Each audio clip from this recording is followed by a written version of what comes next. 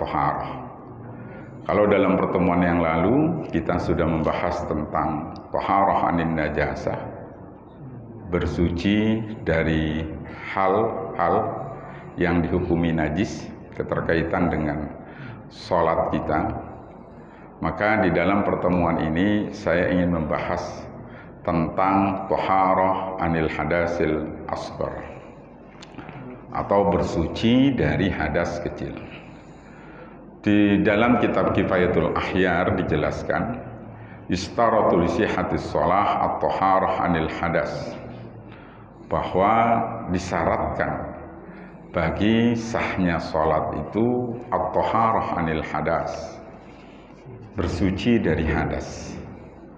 Sawa'un fi dzalika al-asghar wal akbar indal qudrah, baik itu suci dari hadas kecil maupun dari hadas besar ketika dia mampu untuk melakukan bersuci tersebut.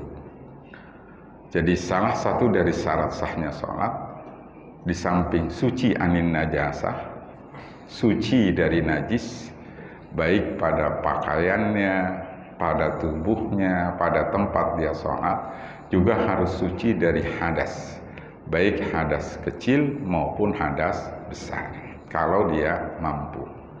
Hadas kecil dengan berwudu, hadas besar dengan mandi hadas.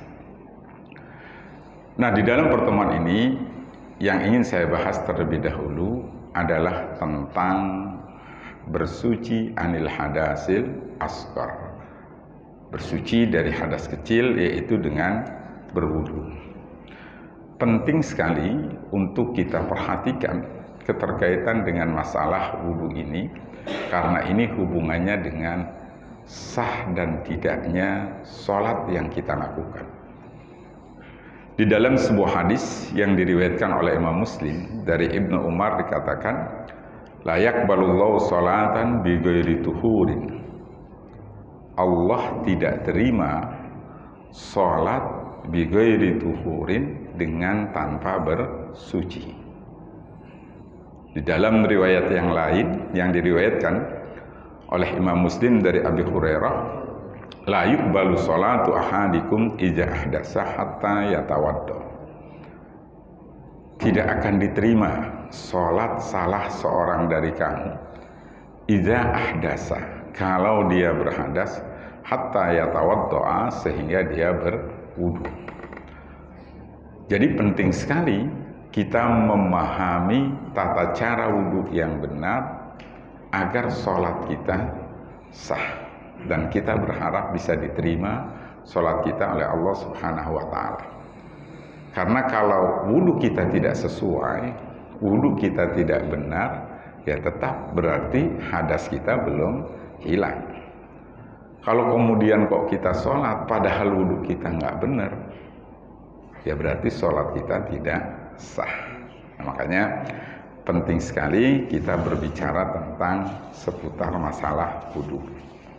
Nah, karena itu di dalam pertemuan ini saya ingin memberikan sebuah materi, ini tulisan saya gitu ya. Cuma mohon maaf Pak Ajis belum sempat saya share, nanti bisa setelah pengajian gitu ya. Wudu sebagai sebuah sarana menjaga kebersihan lahir dan batin. Bapak-bapak, ibu-ibu, segenap jamaah Masjid Al-Khaib rahimakumullah, berbicara tentang menjaga kebersihan lahir dan batin, khususnya keterkaitan dengan batiniah kita, ini satu hal yang penting untuk kita perhatikan. Di dalam Al-Quran Allah Subhanahu wa Ta'ala telah berfirman, qad aflaha man zakkaha wa qad khaba man dassaha. Sungguh beruntunglah orang yang mensucikan jiwa itu, dan rugilah orang yang mengotori jiwa itu. Dengan apa jiwa kita dikotori? Jiwa kita bisa dikotori, hati kita bisa dikotori dengan kita banyak berbuat dosa, dengan banyak berbuat maksiat, maka hati kita akan ternoda dengan noda hitam setiap kita melakukan perbuatan dosa. Di dalam sebuah hadis Rasulullah Sallallahu Alaihi Wasallam bersabda, hadis ini diriwayatkan oleh At-Tirmidzi, Nasa'i, Ibnu Majah, dan dari Abu Hurairah dikatakan, innal abda idza adnaba dzamban kanat nuqtatun sauda fi qalbihi. Sesungguhnya seorang hamba idza adnaba dzamban, kalau dia berbuat satu perbuatan dosa, kanat nuqtatun sauda fi qalbihi, maka ada titik noda hitam fi qalbihi, di hatinya. Kita buat dosa, ada titik noda hitam. Buat dosa lagi, titik lagi noda hitam, noda hitam, noda hitam, yang pada akhirnya akan mengotori kejernihan hati nurani kita, kebersihan jiwa kita. Fa in taba minha saqala qalbuh. Kalau dia bertobat dari perbuatan dosa tersebut, saqala qalbuh, maka hatinya akan menjadi bening kembali. Jiwanya akan menjadi bersih kembali. Wa in zada zadat. Kalau dia nggak tobat, berbuat dosa terus menerus, dia nggak sadari, ya akhirnya titik-titik noda hitam itu akan terus bertambah, dan bertambah. Maka kata Nabi, fadzalika qaulullahi ta'ala, kalla bal rana ala qulubihim ma kanu yaksibu. Tidak begitu. Itulah sesungguhnya karat-karat, kotoran-kotoran di atas hati-hati mereka dengan sebab dosa-dosa yang mereka lakukan, mereka perbuat. Akhirnya hatinya yang tadinya bersih, jiwanya yang bersih karena banyak melakukan perbuatan dosa, ada setitik noda hitam tanpa dia sadari, terus. Ya sudah, kebeningan hatinya tertutup oleh karat dosa-dosa itu. Nah, kita sebagai manusia biasa tentu tidak bisa terlepas dari perbuatan dosa, baik kita sadari atau tidak. Kata Nabi dalam sebuah hadis yang diriwayatkan oleh Imam Bukhari dan Muslim dari Abi Hurairah, innallaha azza wa jalla kataba ala ibni adama hazzahu minaz zina adraka dzalika la mahallata. Sesungguhnya Allah Subhanahu wa taala telah menetapkan atas anak Adam akan bagiannya dari perbuatan zina. Dia akan mendapatkan itu secara pasti. Jadi nggak bisa terhindar. Fazinal ain an-nadhar, maka zinanya mata adalah memandang kepada yang haram, dan zinahnya lisan adalah ucapan yang tidak halal, ucapan yang diharamkan. Kita ini kalau keluar niatnya sih olahraga, tapi tetap aja itu matanya ngelihat olahraga sambil cuci mata kan gitu. Tanpa kita sadari berarti olahraganya niatnya benar untuk menjaga kesehatan, tapi karena keluar gitu yang ngelihat yang macam-macam ya sudah. Tanpa kita sadari nukat fi qalbihi gitu ya. Ada aja itu di pikirannya yang nggak macam-macam. Nah ini hal-hal yang seperti ini. Atau ya kita keluar kemana saja kan itu. An-nazar, ada pandangan mata kita yang tidak bisa kita jaga. Kemudian mulut kita, ya kadang-kadang ada aja. Tadinya nih ngobrol baik gitu kan. Oh ngobrol ketemu, nanya si A bagaimana, si B bagaimana nih. Udah terus kesononya akhirnya sampai gibah tanpa kita rasakan gitu ya. Wah si A itu begini begitu, udah. Nah ini tanpa terasa. Apalagi zaman sekarang ini baik-baik lah gitu ya. Dan ini tanpa kerasa mulut kita ketika kita berbicara yang tidak dihalalkan oleh agama, yang diharamkan, yaitu bagian dari perbuatan dosa yang kita lakukan. Wa fi riwayatin Abi Dzar anil Kashmihani, bahkan kemudian di dalam kitab syarah dari Mukhtasar Abi Jamrah ditambahkan, ya, dan zinanya kedua tangan adalah melakukan sesuatu tanpa hak. Tangan kita, ya, bergerak melakukan sesuatu yang nggak benar, itu termasuk daripada zina liar, dosa kita. Atau kalau sekarang itu ya ngeser-ngeser yang wah nggak benar, atau ngetik-ngetik yang nggak benar, ya itu juga bagian dari perbuatan zina liar, karena melakukan sesuatu yang tidak benar. Kemudian apalagi wazinar rijlain al-masyu ilal haram, zinanya dua kaki, al-masyu ilal haram, kita gunakan kaki kita berjalan ke hal-hal yang diharamkan oleh Allah Subhanahu wa ta'ala. Jadi tanpa terasa kita ini tidak bisa terlepas dari perbuatan dosa. Artinya kita ini tidak maksum, tidak terpelihara. Ada saja perbuatan dosa yang kita lakukan, baik kita sadari maupun tidak kita sadari. Kalau itu perbuatan maksiat dosa, ya berarti ada titik noda di dalam hati kita. Ya, sini dikatakan kanat nuktatun sauda fi qalbi. Nah, terus bagaimana salah satu cara untuk menghilangkan noda tersebut? Di dalam sebuah hadis yang diriwayatkan oleh Imam Ahmad dari Abi Umamah, katakan al-wudu yukaffiru ma qablahu. Wudu dapat menghapus dosa-dosa sebelumnya. Artinya bahwa wudu di samping dia sebagai syarat sahnya sholat yang kita lakukan, fungsinya juga adalah sebagai penghapus dosa yang kita lakukan. Sehingga wudu bisa menjadi sebuah sarana untuk membeningkan dan menjernihkan kembali hati kita yang ternoda karena perbuatan dosa yang kita lakukan.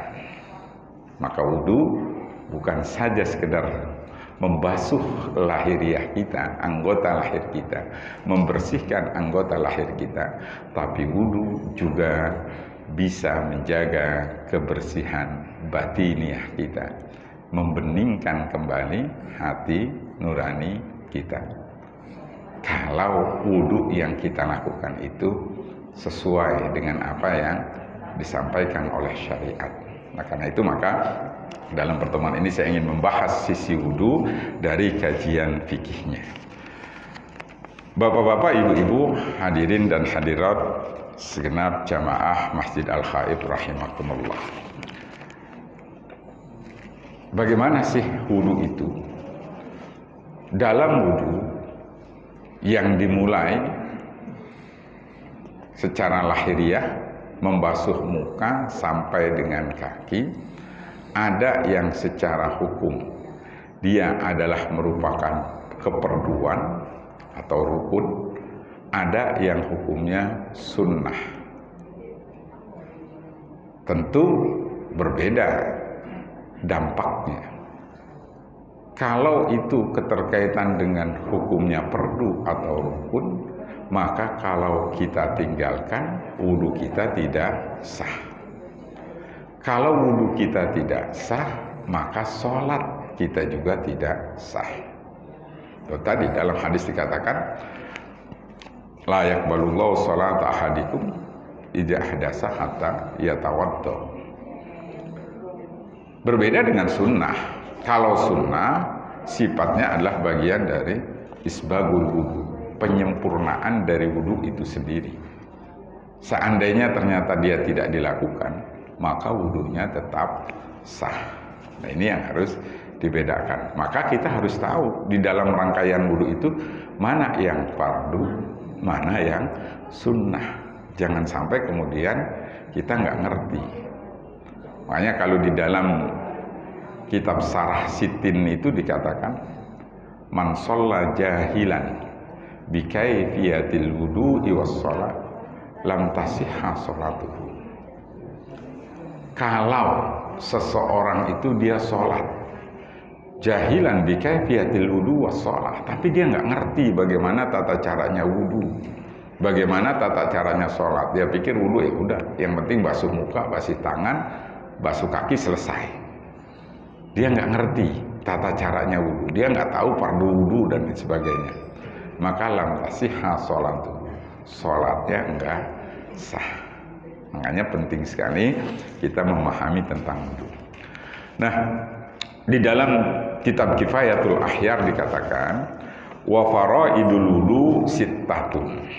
Fardu wudu itu ada 6. Jadi hal-hal yang ada keterkaitan dengan wudu yang kita lakukan, ada 6 keperluan yang harus kita perhatikan dan kita laksanakan dalam wudu kita. Jangan sampai keperluan ini kita tinggalkan di dalam wudu. Kalau ada saja salah satu dari keperluan ini kita tinggalkan di dalam wudu kita, maka wudu kita tidak sah. Nah, apa saja 6 itu? Yang pertama, an-niyatu inda ghuslil wajhi, yaitu niat berwudu ketika membasuh wajah atau ketika membasuh muka. Ini yang pertama.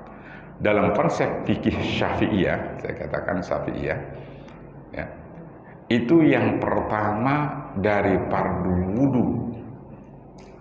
Yang 6 adalah niat. Apa itu niat? Niat itu qasdus syai', bermaksud terhadap sesuatu, muqtaronan bifi'lihi, yang dibarengi dengan melakukan sesuatu itu. Nah, ini niat.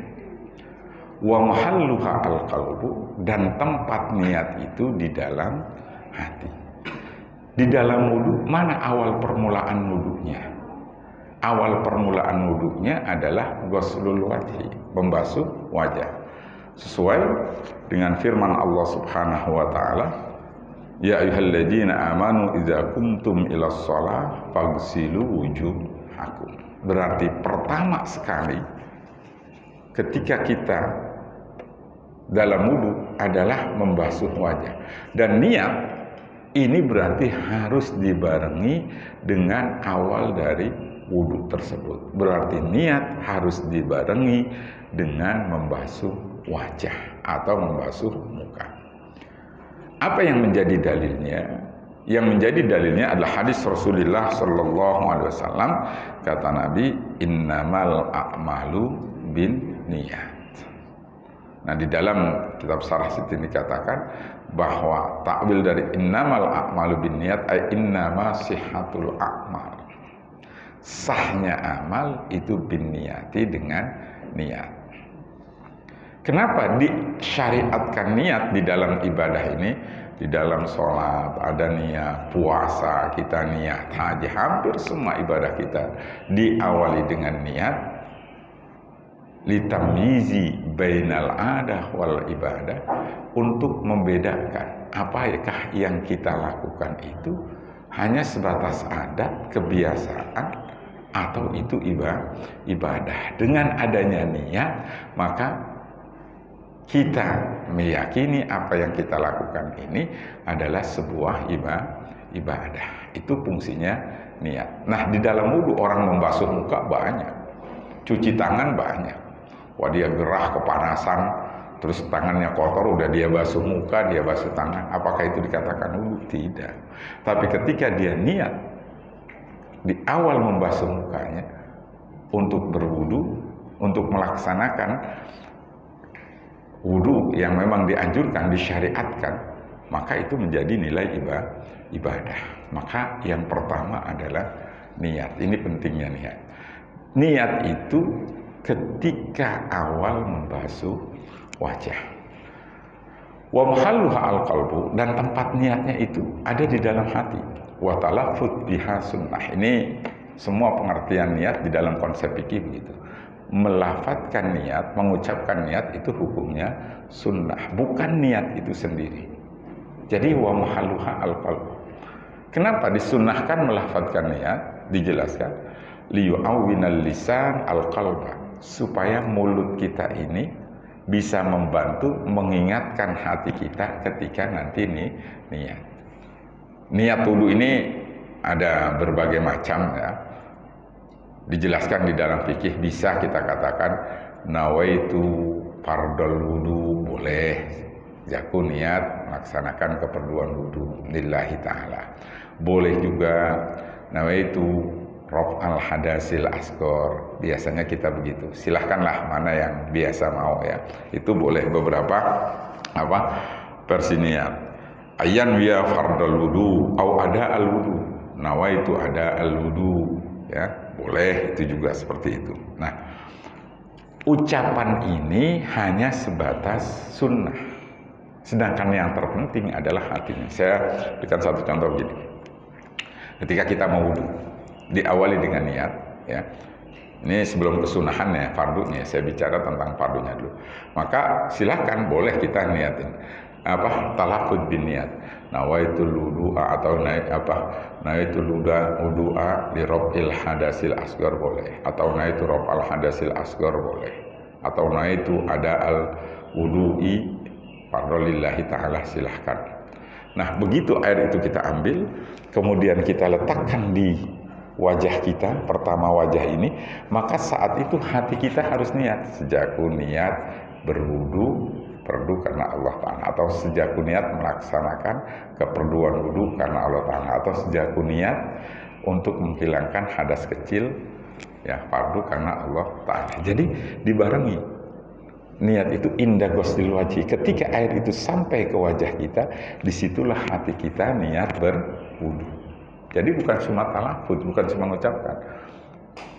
Kalau dia ngucapin nawaitul wudu'a, paseh nih sebelum ini, nawaitul wudu'a li raf'il hadasil asghar gitu ya, atau nawaitu fardhol wudu lillahi ta'ala. Tapi begitu air itu sampai ke wajah, dia cuek-cuek aja gitu ya. Nah, itu berarti belum niat. Kalau belum niat, karena niat ini bagian dari salah satu fardu wudu, berarti kalau dia lanjutin pun wudunya tidak sah. Karena niat itu inda ghuslil wajhi wa mahalluha al-qalb. Tempatnya adalah di hati. Kalau dia tidak mengucapkan dengan lisannya, dia enggak mengucapin nawaitul wudu'a li raf'il hadasil, enggak begitu. Tapi begitu dia ngambil air, kemudian dia letakkan airnya itu di wajahnya, begitu sampai dalam hatinya dia niat, sah. Kenapa? Karena dia sudah melaksanakan niat. Meskipun dia tidak melafadzkan niat, karena melafadzkan niat itu hanya hukumnya sunnah. Nah, ini yang harus pertama daripada fardu wudu, niat gitu ya. Nah, kemudian yang kedua dari fardu wudu adalah ghuslul wajhi, membasuh wajah. Nah, ada yang harus kita perhatikan keterkaitan dengan membasuh wajah. Mana batas wajah itu yang harus dibasuh? Nah, batas wajah yang harus dibasuh, panjangnya wajah. Sekarang batas panjangnya wajah. Anggota wajah antara tempat tumbuhnya rambut kepala yang normal, maksudnya normal itu yang biasanya orang standarnya gitu ya, sampai dengan bawah akhirnya 2 tulang rahang dan dagu. Jadi batas panjangnya, batas panjangnya wajah itu dari sini, dari batas tumbuhnya rambut yang normal, rambut normal ini sini ya, karena kan kadang-kadang ada juga yang ini ya, maaf seperti ini. Nah ini yang normal seperti ini, maka dari sini sampai sini, sampai 2 rahang. Nah ini 2 rahangnya dagu. Nah ini berarti ini harus terbasuh, harus terkena air. Harus terkena air wudunya, mulai dari batas sininya. Nggak hanya sekedar begini kemudian dia gituin, tidak, tapi mulai dari sini sampai ke sininya. Nah, ini adalah batas panjangnya 2 rahang ini. Nah, kemudian lebarnya wajah atau muka, anggota wajah antara kuping kanan dan kuping kiri, berarti sini. Ini adalah kuping kanan dan kuping kiri. Nah, ini yang harus diperhatikan. Ini saya buka dulu ya, maaf ya. Oh, nggak kedengeran ya. Ini banyak hal yang harus diperhatikan itu. Nah, terutama mohon maaf ibu-ibu gitu ya. Jadi batas wajah itu ini bawah sampai sini. Ini adalah batas wajah yang wajib dibasuh karena inilah batas muka, gitu ya, dari sini sampai sini. Ini bukan muka, tapi di dalam berwudu ini kata ulama sebaiknya dibasuh. Kenapa? Mimba bima la yatimul wajib illa bihi fahuwa wajibun. Ini bawah ini, tapi ini bukan muka, ini bukan muka. Yang muka itu adalah ini, dari rahang sampai bawahnya rahang. Nah karena itu terutama kalau di dalam sholat, mohon maaf ibu-ibu ya, sholat itu yang boleh terbuka itu kan wajah yang boleh terbuka. Nah wajah itu kalau batasnya ini, berarti ini dia nggak boleh terbuka, karena ini termasuk aurat yang harus ditutupi. Meskipun di dalam wudu ini bagusnya dibasuh karena mimba bimalatimul wajib illa bihi bahwa wajibun. Tapi di dalam sholat maka ini harus tertutup. Karena itu mukennah yang dipakai itu harusnya di atas di sini, Bu. Jangan di sini. Kalau di sini ya ini kelihatan dan ini aurat yang harus ditutup, nggak sah sholat kita nantinya. Gitu ya. Jadi karena memang kan yang dibolehkan terbuka itu kan wajah saja gitu kan. Kafain wal wajhi. Nah wajah itu harus dibatasi. Kita kan nyebutnya kadang-kadang wajah itu di sini. Sholat banyak. Oh, mohon maaf nih ibu-ibu, mudah-mudahan sini enggak. Yang ininya masih kelihatan. Padahal ini bukan wajah ini. Bawah ini ya. Bukan wajah. Wajah itu tadi batasnya dari sini sampai bawahnya rahang ini. Ini sini. Maka ketika sholat mukennah yang ibu pakai harusnya di atas di sini. Supaya tertutup. Jadi harus di sini. Karena ini tertutup dia. Gitu ya. Karena ini bagian aurat. Kalau dia di sini, ya ini ada yang terbuka, berarti dalam sholat dia auratnya terbuka. Padahal salah satu syarat dari sahnya sholat adalah menutup aurat. Nah ini yang harus diperhatikan. Jadi wajah. Nah, jadi ketika dia membasuh muka, ini harus semua ini. Nah ini sampai karena kuping ini, batasnya kuping ini. Nah ini jadi ini batasnya yang harus terkena air. Terus ke sini, nah ini batas kedua sini, kuping sini, terus ke sini ya, ini jadi batas sini, nah terus ke sini, sampai ke sini. Nah ini adalah batas wajah yang harus terkena air wudu. Jadi nggak cuma sekedar begitu. Nah ini memang terutama ya ibu-ibu juga harus hati-hati karena ibu-ibu itu kan kadang-kadang ada yang dia sambil pakai jilbab atau apa kadang-kadang ya. Nah ini memang harus hati-hati. Makanya amannya sebaiknya memang di setiap tempat wudu itu dipisah antara tempat wudu laki-laki dan tempat wudu perempuan. Karena memang ada hal ketika wudu itu perempuan yang juga dia harus buka mungkin dari wajahnya supaya tetap. Karena ini tidak ada perbedaan antara laki-laki dan wanita di dalam anggota wudu yang harus dibasuh. Batas wajahnya seperti ini. Jadi kalau ya perempuan dia masih pakai ini ya paling yang dia basuh ininya doang kan gitu ya. Nah ini itu yang harus diperhatikan. Yang kedua dari fardu wudu adalah wajah. Jadi kalau dia cuma sekedar begini aja ya nggak sah wudunya karena batas wajah yang harus dibasuhnya tidak terpenuhi. Nah ini, terus kalau begitu sholatnya nggak bisa bahaya ya. Ayo deh, nggak apa-apa nanti saya lanjutkan. Nah ini yang kedua ya.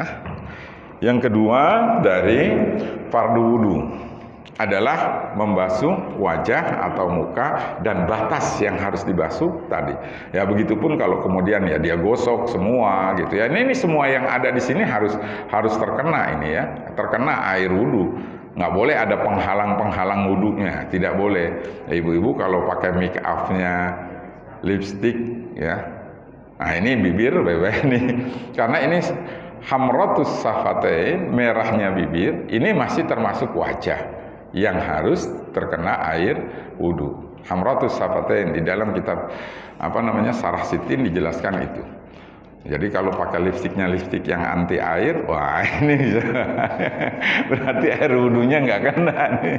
Aduh, kata bapak-bapak urusannya nih nambah nih buat beli lipstik. Habis kalau wudu kudu dibersihin dulu ya, dibersihin dulu baik-baik gitu. Harus sembarang, jangan sampai ada yang tidak terkena air. Atau kemudian juga mungkin make upnya yang anti air ya, itu kalau wudu harus dihilangkan dulu. Jangan sampai kemudian dia menghalangi air wudu. Ya. Jadi semua harus terbasuh, nah itu ya. Nah, kemudian yang ketiga dari pada perwudu adalah membasuh kedua tangan beserta sikunya. Nah, ini jadi membasuh kedua tangan beserta sikunya. Hal ini sebagaimana yang dijelaskan di dalam Al-Qur'an, firman Allah Subhanahu wa taala, ya. Wa aydiyakum ilal marafiq. Jadi wa ghuslul yadi ma'al yadaini ma'al mirfaqain, yaitu membasuh kedua tangan ma'al mirfaqain. Nah, kalimat wa aydiyakum ilal marafiq walab jatu ila taridu bimakna ma'a. Di situ di dalam firman Allah Subhanahu wa taala dan membasuh tangan-tangan kamu ilal marafiq itu bimaknanya ma'a, berserta atau bersamaan sikutnya. Jadi ilaknya bimakna ma'awalab jatuh. Apa maksudnya kok ilaknya bimakna ma'a? Yang pertama, bahwa sikutnya harus terbasuh, gitu ya, harus terbasuh. Ini dengan bimakna ma'a. Jadi sikutnya ini kan sikut kita nih, batas sikut kita sampai sini. Nah, ini sikutnya harus terbasuh. Jadi bukan hanya sampai sikut. Karena kalau nanti dipahami ilah sampai hanya sebatas ini. Tapi ma'a, jadi sikutnya harus terbasuh.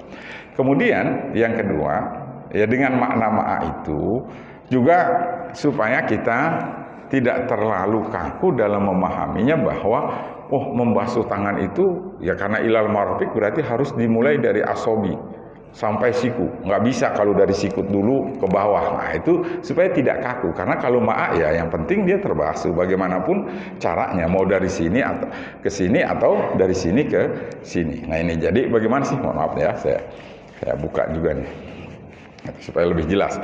Nah, ini memang yang rada ribet itu kalau pakai tangannya pas tangan panjang ini bajunya, terutama mohon maaf tadi ibu-ibu gitu ya. Nah, ibu-ibu kan kadang-kadang udah. Nah, padahal dalam membasuh tangan ini ya sikunya ini harus terkena, harus terkena basuhan gitu ya. Jadi bukan sampai sini, tapi juga dilebihkan, dibataskan, sikunya harus dibasuh. Berarti harus sampai sini. Dan ini ya zohron wa batnan, depan belakang gitu ya, depan belakang. Ini zohron wa batnan. Harus sampai sikunya beserta. Nah, apakah kemudian dalam membasuh itu harus dimulai dari sini, dari ujung jari kemudian ke siku, atau bolehkah seperti ini, gitu ya? Artinya siku dulu baru sampai ke ujung jari. Karena ada yang membatasi harus begini, gitu ya, harus begini yang benar gitu ya, dari asobi sampai ke siku. Kalau begini nggak benar. Sebenarnya tidak begitu juga. Di dalam konsep fikih tidak seperti itu, Pak. Di dalam kitab As-Sarqawi Ala Tahrir juz 1 halaman 60 dijelaskan betul sunnahnya, ini sunnah saja, sebatas kesunahan ketika dalam berwudu membasuh kedua tangan itu adalah dari ujung jari, ya, dari ujung jari ke siku. Wa fil yadaini wa rijlain bil asabi la bil mirfaq wal ka'bi wa in sabba alaihi ghairu. Nah, jadi sunnahnya dalam membasuh tangan atau kaki itu dari jarinya, dari ujung jari asabi ya, la bil mirfaq. Ini sunnahnya. Jadi ke sini. Ini sunnahnya. Dari ujung jari sampai ke sini. Begitupun kaki, dari ujung jari kaki sampai ke ka'ab. Nanti ya, dua mata kaki. Ini sunnahnya. Saya lihat sini. Jadi, depan deh ya. Jadi, sampai nggak? Nggak sampai.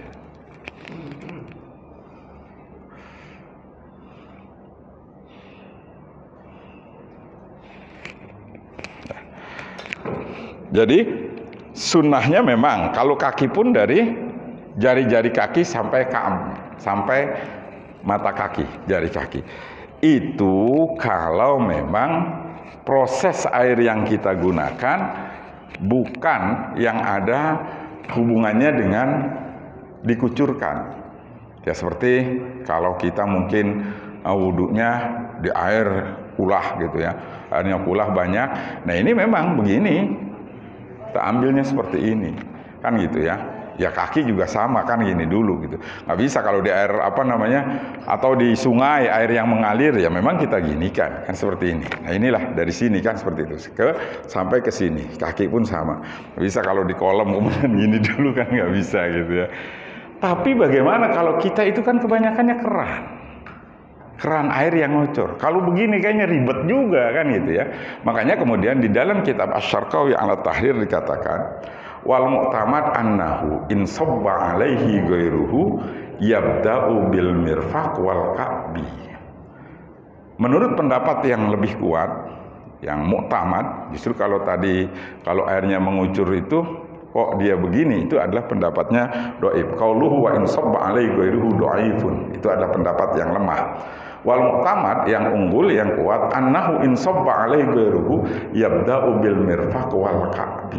Menurut pendapat yang lebih kuat, kalau dia ketika berwudu air wudunya dikucurin oleh orang lain, maka yabda'u bil mirfaq wal ka'bi, memulainya ketika membasuh tangan itu dari siku.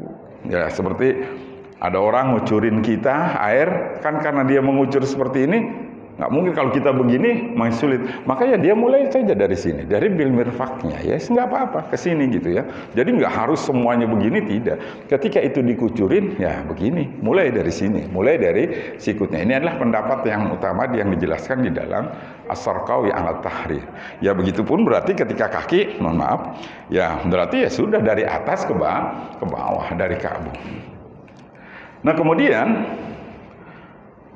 wa mislu zalika ma law tawaddoa min hanafiyatin aw tawaddoa bi nafsihi min nahwi ibrik. Begitu juga pendapat yang mu'tamad, dia ketika membasuh kedua tangan itu dimulai dari sikunya ke bawah, berarti adalah kalau dia wudu min hanafiyatin, dari keran air. Jadi kalau dia wudu dari keran air, maka menurut pendapat yang mu'tamad, ketika membasuh tangan ya dari sikut. Dari sini berarti ya, itu yang lebih enak, namanya airnya ngocor kan gitu ya. Kita kalau begini ya boleh, bukannya tidak boleh, silahkan gitu ya. Tapi yang utama yang baik adalah ya dari sini yang lebih unggul. Ya tetap yang penting sikunya terbasuh. Namanya juga airnya ngocor. Kalau begini apalagi rada pendek kan, waduh ribet kan gitu ya. Nah itulah sebetulnya dalam membasuh, makanya di situ kalimat ilal marafik itu dikatakan ma'al marafik gitu ya. Nah ini sikunya harus ya ibu-ibu, jadi harus hati-hati. Begitupun kalau ada, dan ini semuanya digosok, semuanya harus yang ada di tangan kita ya, kulit kita, zohron semuanya harus terbasuh semuanya ya, sikunya juga harus terbasuh semuanya. Nah ini digosok, seperti itu sunnahnya. Digosok nanti, gosok-gosok ya semuanya. Tapi kalau ya tadi baik-baik ada kutek atau apa, kalau ibu-ibu pakai pewarna kuku yang itu bisa menghalang datangnya air, nah ini juga tidak boleh gitu ya, karena tidak boleh ada sesuatu benda yang menghalangi air wudu sampai ke anggota wudu. Baik, itu adalah yang ketiga. Kemudian yang keempat, mengusap sebagian kepala atau mengusap sebagian rambut kepala yang masih berada di dalam batas kepala. Yang keempat dari fardu wudu yang juga harus diperhatikan adalah wa mashu ba'dir ra'si, mengusap sebagian kepala. Atau boleh sebagai penggantinya dari kepala adalah rambut yang tumbuh di kepala, tapi dengan catatan dia rambut itu tidak boleh keluar dari haddur ra'si. Batas kepala itu mana? Batas kepala itu ya ini kalau tadi ini ke sini adalah wajah, maka kepala ya batasnya adalah ini sampai sini. Nah ini adalah sampai ya ininya di sini tengkuk ini. Ya, kofahu gitu sampai sini. Nah ini adalah batas kepala. Silahkan di situ mau rambut kepalanya, asal rambut kepalanya itu yang dia tidak keluar dari haddur ra'si, atau langsung kepalanya nggak ada masalah. Contohnya yang nggak boleh dia mengusap rambut itu seperti, mohon maaf nih ibu-ibu, seperti dia punya rambutnya panjang sampai sini gitu ya. Waduh ini sayang amat nih kalau yang ini dibasahin lagi kelimis bener. Udahlah, yang penting kan rambut kepala di sini, dia rambutnya yang di sini. Ini nggak boleh. Kenapa? Karena rambut ini sudah keluar an hadir ra'si, sudah keluar dari batas kepala. Atau bapak-bapak seperti punya rambut yang depannya agak panjang. Udahlah, ngusap rambutnya ini sayang nih, masih minyak rambut masih sayang. Udah diginihin doang. Pas ada rambutnya bener, rambutnya ditaruh di depan ke sini dia ginihin. Nah, ini nggak boleh. Kenapa? Karena rambut itu sudah keluar an hadir ra'si. Jadi yang boleh mengusap rambut itu sebagai pengganti dari mengusap kepala, kulit kepala, kalau rambut itu tidak keluar an hadir ra'si, tidak keluar panjangnya ketika dia dipanjangkan, tidak keluar dari batas kepala. Nah, ini yang harus perhatikan. Nah, kemudian yang kelima adalah membasuh kedua kaki beserta kedua mata kakinya. Nah, ini membasuh kaki beserta al-ka'bu, beserta kedua mata kakinya. Nah, ini harus betul-betul juga diperhatikan. Jadi jangan sampai ya kadang-kadang, dan ini harus depan belakang ya. Jadi kadang-kadang kan kita suka ya wudhu, apalagi kalau lagi terburu-buru segala macam. Kadang-kadang ada yang wudhu itu yang tinggal begini aja kan, kakinya udah ini ngucur udah gitu. Dia bilang udah 3 kali ini kan gitu ya. Dia ngelihatnya 3 kalinya aja kan gitu ya. Nah, nggak ada kalau di sini mah nggak ada. Nah, al-ka'bu ini mohon maaf nih ya, saya angkat gitu ya. Ini zahran wa batan ya, depan dan belakangnya ini semuanya. Makanya Nabi sering ingatkan itu dalam maksudnya waidul lil aqab, bebeh nih aqab gitu ya. Aqab ini apalagi ya ini tadi tungkak kaki. Jadi dia ini ya sampai sini. Jadi depannya iya, bawahnya iya, belakangnya juga iya ininya. Jadi bukan cuma depan begini sampai sini, ini enggak, ininya belakangnya masa bodong enggak ya. Jadi gitu. Kadang-kadang cuma gitu. Nah, ini ingat nih. Jadi ini al-ka'bu, al-ka'bain, ininya harus kena sampai sini paling tidak, dan ini semua harus kena gitu ya. Nah, itu kiri dan kanan bebek. Makanya ya apalagi sekarang musim hujan takut ada kotoran di belakang kakinya ya, akobnya dan lain sebagainya. Nah, ini harus diperhatikan gitu. Jadi jangan sampai sembarangan, karena ini keterkaitannya dengan sholat kita gitu ya, dengan sholat kita. Nah, hal ini sesuai dengan firman Allah Subhanahu wa taala di dalam Al-Qur'an surah Al-Maidah ayat 6. Ya ayyuhalladzina amanu idza qumtum ilas sholati faghsilu wujuhakum wa aydiyakum ilal marafiq wamsahu bi ru'usikum wa arjulakum ilal ka'bain gitu ya. Hai orang-orang yang beriman, apabila kamu hendak mengerjakan sholat, maka basuhlah mukamu dan tanganmu sampai dengan siku, dan sapulah kepalamu, dan basuh kakimu sampai dengan kedua mata kaki atau beserta kedua mata kaki. Nah, ini adalah keterkaitan dengan fardu-fardu wudu. Dan kemudian yang keenam, daripada fardu wudu dalam mazhab Syafi'i adalah tertib secara urut-urutannya. Wa tartibu ala ma dzakarnahu, dan tertib ya seperti apa yang telah disebutkan. Jadi diawali ya, mohon maaf nih bahasanya, kalau kita praktekkan ini, saya bicara yang fardunya dulu ya, yang fardunya dulu. Jadi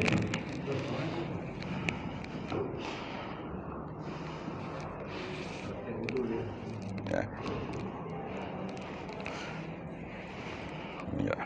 Jadi pas kita mau wudu, ini yang fardunya saja. Saya tidak membahas yang nanti sunahnya, kita akan bahas dari awal. Ini yang fardunya saja.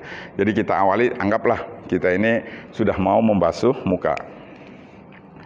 Boleh talafuz melafadzkan nawaitul wudu'a li raf'il hadasil asghar fadlillahi ta'ala gitu, atau nawaitul wudu'a lafadzkan. Nah, yang penting begitu air itu sampai ini, niat di sini dalam hati kita, niat sejakku niat berwudu karena Allah Ta'ala, atau melaksanakan wudu karena Allah Ta'ala, atau sejakku niat menghilangkan hadas kecil, silakan. Nah, ini harus terbasuh. Ini apa, kalau ada nimuk namanya, ini juga harus ya. Nah ini kalau dia jenggotnya tipis ya, jambangnya tipis dan lain sebagainya, itu harus tetap terkena kulitnya. Kena kalau dia punya jenggot tapi tipis gitu ya. Nah, semuanya ini juga punya jambang tipis, ya, maka semuanya harus kena. Ya, boleh gitu atau nah, jadi yang penting begitu air ada dia niat dalam hatinya baru. Nah ini bawah ini harus kena ini. Karena ini kan bawahnya ini jak. Jadi jangan sampai cuma begini doang. Nah itu padahal bawah ini harus kena. Makanya ini ya. Boleh. Ya mau begini pun satu tangan boleh ya. Yang penting semuanya harus kena gitu ya. Ini kena, ini harus kena karena ini bawahnya. Nah ini ya, udah satu. Nah itu baru silahkan tangan kalau itu dari ini ya sampai sini sampai sikunya harus kena ya. Atau boleh begini kalau dikocorin tapi ini lewatin batasnya. Makanya ya jangan takut basah lah, mendingan ya kena basah, waduh nanti basah nih bajunya, nggak apa-apa basah, yang penting wudhu kita sah. Kalau emang agak susah gitu kan seperti ini, yang penting ini batasnya ini gitu ya, boleh seperti ini kalau memang dalam keadaan tertentu, atau kalau dikucurin susah ya ini harus semuanya kena, zohron batnah semua di kanan, baru kemudian ini yang wajibnya saja gitu ya, nanti sunahnya kita praktekkan baru. Nah ini jadi kalau mau rambutnya harus yang berada di batas kepala. Baru kemudian adalah kaki ya. Nah, kaki ininya juga harus kena ya sampai sini. Semuanya depan belakangnya. Nah, itu adalah fardu wudu dan urut-urutannya seperti itu ya, wajah, kedua tangan, kemudian mengusap sebagian kepala dan kemudian kaki. Nah, tartib. Jadi tartib itu harus seperti itu. Dan tartib ini penting. Kemudian di dalam sebuah hadis yang menjadi dalilnya dikatakan bahwa Rasulullah Shallallahu Alaihi Wasallam annahu matawaddoa ila murattaban. Jadi Nabi itu ya urut-urutan begitu di dalam wudu beliau itu seperti itu. Kemudian di annahu alaihi salatu wasallam qala ba'da'an tawaddoa murattaban, bahwa Rasulullah Shallallahu Alaihi Wasallam bersabda setelah beliau mempraktekkan wudu atau mengambil wudu secara tartib tadi, kata beliau hadza wudu'un la yaqbalullahu sholata illa bihi ay bimislihi. Ini adalah wudu yang Allah tidak terima sholat kecuali dengan cara wudu yang seperti itu. Nah ini makanya penting sekali kita memahami tata cara wudu. Di samping airnya ya, airnya kan sudah kita bahas di awal. Baik-baik air yang kita gunakan dalam berwudu ini harus yang tohirun, mutahhirun, yang suci mensucikan. Nah makanya baik-baik itu ketika dia membasuh muka, kalau yang pertamanya belum rata nih, kemudian yang kedua jangan sampai ketetesan air yang sudah terkena muka. Ini sudah saya bahas dulu di awal, karena nanti kalau dia ambil lagi padahal ini belum rata baru dia gituin doang, dia ambil yang kedua kena tetesan sini ngucur, maka air ini sudah menjadi mustakmal. Makanya harus hati-hati gitu ya, itu harus hati-hati. Baik, nah itu adalah keterkaitan dengan fardu-fardu wudu. Kemudian sekarang kesunahan-kesunahan wudu. Nah, kesunahan-kesunahannya. Apa saja sih kesunahan-kesunahan wudu itu? Kesunahan-kesunahan wudu itu ya banyak sekali sebetulnya, gitu ya. Nah, ini yang saya ambil dalam tulisan ini adalah kesunahan-kesunahan wudu di dalam kitab Matan Takrib. Itu disebutkan bahwa kesunahannya ada 10. Fasdun wasunanuhu asru khisalin. Ini yang saya ambil ya di dalam tulisan saya dari Matan Takrib atau juga dari Kifayatul Ahyar matannya. Tapi ya sebetulnya lebih dari ini, lebih banyak lagi dalam kitab-kitab yang lebih luas, lebih panjang, itu ada tambahan-tambahan. Ini yang saya ambil 10 yang biasa saja. Yang pertama apa? Yaitu membaca bismillah. Ini sunnahnya. Jadi at-tasmiyah. Jadi sunnah di awal itu membaca bismillah sebelum kita berwudu. Jadi sebelum kita wudu kita baca bismillah. Dalam sebuah hadis dikatakan wado'a yadahu fi ina'in wa qala li ashabi tawaddu bismillah. Ucapan yang paling singkat bismillah, yang sempurna bismillahirrahmanirrahim. Nah, cuma di dalam kesunahan wudu, nah ini yang saya ingin ingatkan dari tinjauan fikih, itu kita juga harus niat sunnah melaksanakan kesunahan wudu. Jadi kita harus niat ketika kita ingin melaksanakan kesunahan wudu, itu kita dalam hati disunnahkan untuk niat. niat bahwa kita akan melaksanakan kesunahan wudhu. Kalau kita nggak niat, ya nggak dapat pahala. Itu saja. Ini kan bukan keterkaitan dengan sah dan tidak sahnya wudhu, karena ini hukumnya sunnah. Makanya tadi saya katakan bedakan dalam wudhu itu antara yang fardu dengan yang sunnah. Kalau sunnah ya kita nggak lakukan, nggak ada masalah, wudhu kita tetap sah. Yang penting fardunya tetap sudah kita lakukan. Nah, disunnahkan ketika kita mau melaksanakan kesunahan-kesunahan wudhu ini diawali dengan niat kesunahan wudhu supaya kita dapat pahala. Kalau enggak begitu maka nggak dapat pahala, meskipun kita lakukan.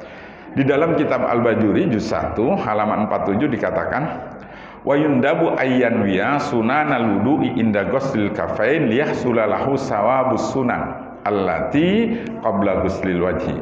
Disunahkan untuk niat melaksanakan kesunahan-kesunahan wudhu ketika dia membasuh kafain dua tangannya, liyahsulalahu sawabus sunan, supaya hasil baginya pahala kesunahan-kesunahan allati qabla ghuslil wajhi yang dia lakukan sebelum membasuh wajahnya. Kaguslil kafain seperti membasuh dua telapak tangan, madmadoh, berkumur-kumur, istinsak.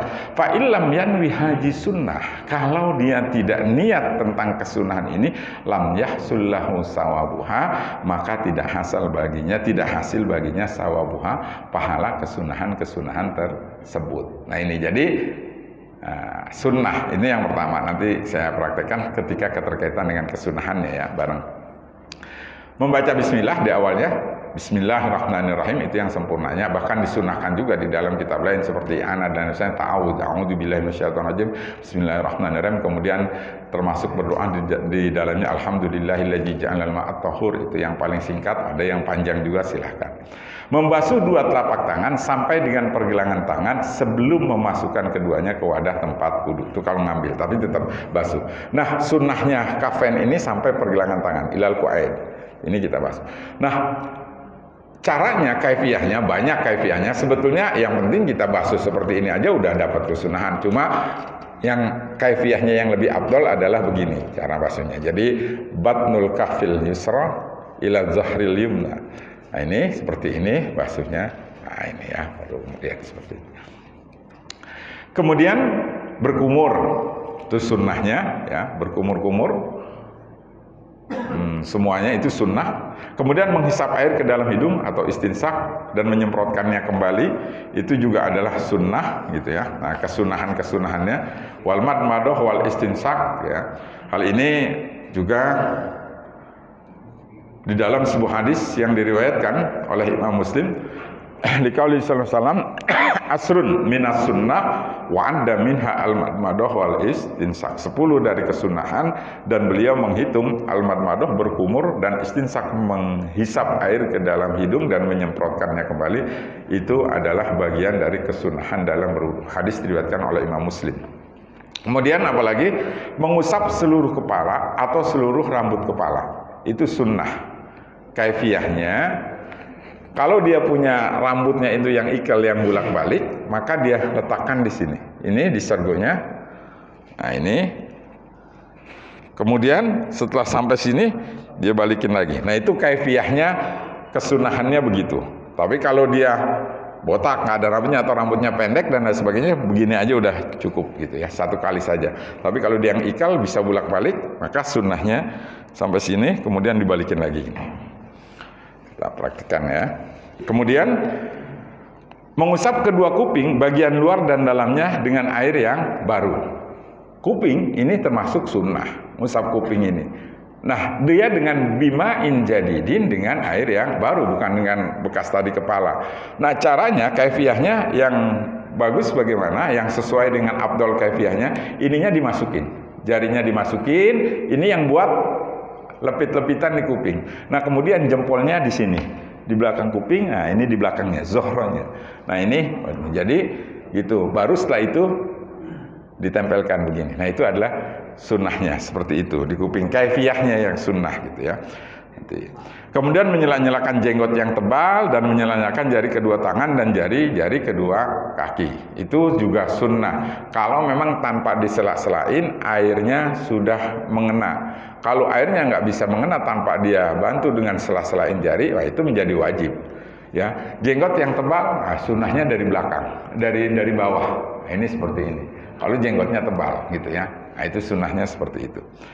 Kemudian mendahulukan anggota wudhu yang kanan atas yang kiri. Kalau memang anggota tubuh itu tidak bisa sekaligus dibasuh.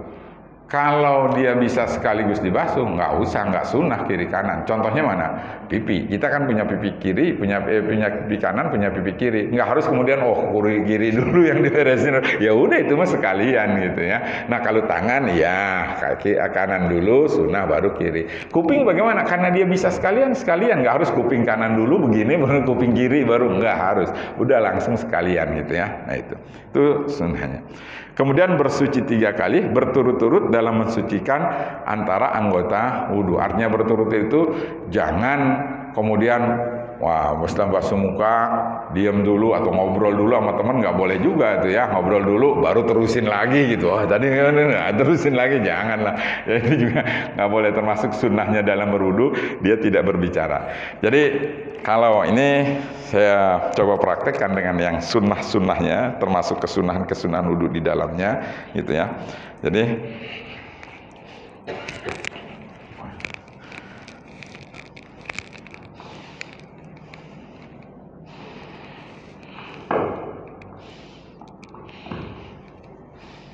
Jadi ketika taruhlah ini di keran aja ya, modelnya di keran, kan jarang yang di kolam atau di air sungai kan jarang ya, di keran aja. Jadi begitu kita siap, ini kita hidupkan, airnya mengocor, di sini kita mengucapkan Bismillahirrahmanirrahim, dalam hati kita niat melaksanakan kesunahan wudhu. Maka kita basuh ini tangan kita sampai pergelangan tangan kita. Nah ini seperti ini. Ini kesunahan. Jadi Bismillahirrahmanirrahim, sambil niat di dalam hati kita, saya niat melaksanakan kesunahan wudhu. Nah itu. Kemudian kita ini. Baru setelah ini sudah ya bersih, kita berkumur. Memang di dalam konsep fikih ada kaifiyahnya, itu disatukan antara berkumur dengan menghisap air ke dalam hidung, disatukan itu lebih baik daripada dipisah-pisah. Tapi kadang-kadang kan tidak setiap bisa orang semuanya begitu bisa. Ya sudah, nggak apa-apa mau dipisah-pisah juga. Ya cuma memang kurang afdal, afdalnya disatukan. Jadi berkumur silahkan, kemudian dilepehkan boleh. Tapi kalau lagi puasa ingat kumur-kumurnya jangan kencang-kencang, ntar kesempatan lagi gitu ya. Itu bisa batal puasa. Begitupun kita hisap hidung kita, air ke dalam hidung, istinsak, kemudian kita semprotkan kembali. Tidak harus kemudian sampai ke atas ya, khaisum, tidak harus gitu ya, tidak seperti itu. Nah berarti kesunahannya sudah selesai. Baru kita mau membasuh muka. Nah ini kita ambil air lagi, boleh kita lafadzkan niat kita. Nawaitul wudu'a ya, atau ya kita kadang-kadang pengennya yang lebih komplit, nawaitul wudu'a li raf'il hadasil asghar gitu kan, atau boleh nawaitul raf'al hadasil asghar fardhu lillahi ta'ala. Begitu air itu sampai ke sini, maka hati kita niat, aku niat berwudu fardu karena Allah Ta'ala. Maka ini batas-batas wajah harus diperhatikan semuanya gitu ya.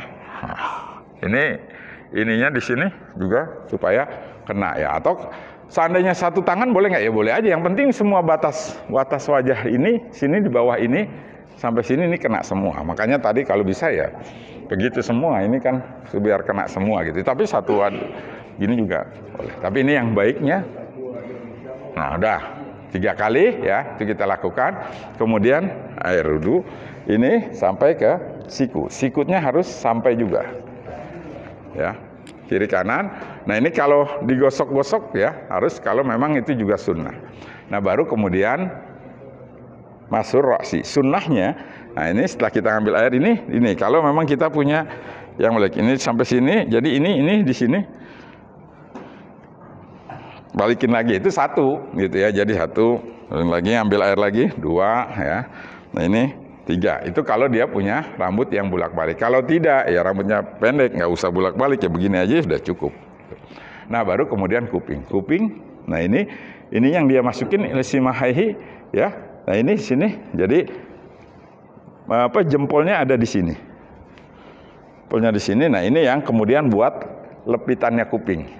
Jadi ini buat bolongannya kuping dimasukin buat lepitan kuping. Setelah itu masih ada ini. Nah ini 1 berarti. Ntar ya ambil lagi airnya gitu sama. 3 kali sunnahnya terus digituin. Nah itu adalah baru kemudian kaki ya. kaki. Nah ini sampai sini. Nah di sela-selakan sunnah. Kalau nyela-nyelainnya kaki ya ini dengan tangan kiri. Kalau mau diselain dia dari bawah, kaki kanan. Nah ini begini, bawah seperti ini. Baru kemudian ini, tapi dari sini dulu, gitu ya. Hinsir ilal hinsir namanya gitu ya.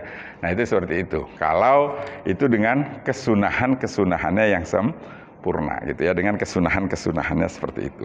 Tapi kalau yang penting tadi fardunya. Baik, saya kira ya ini yang saya sampaikan dalam pertemuan ini. Waktu duha masih sekitar kurang lebih 5 menit ya, masih ada 5 menit karena waktu sholat duha atau sholat isyraq jam 6 kurang 10 menit atau jam 5:50 menit. Saya kira saya cukupkan sampai sini dulu keterkaitan dengan bahasan kita seputar wudu yang saya sudah sampaikan, keterkaitan dengan fardu-fardu wudu dan kesunahan wudu. Nanti insya Allah dalam pertemuan yang lainnya baru kita lanjutkan tentang perkara-perkara yang membatalkan wudu, kemudian perkara-perkara yang haram dilakukan oleh orang yang tidak punya wudu, dan juga tentang keutamaan wudu. Insya Allah nanti ini akan kita lanjutkan dalam pertemuan-pertemuan selanjutnya. Baik, waktu kita masih ada kurang lebih 5 menit sebelum masuknya waktu duha atau ingin melaksanakan sholat sunnah isyraq. Kalau ada hal yang ingin ditanyakan sebelum kita tutup, silahkan. Ya, enggak.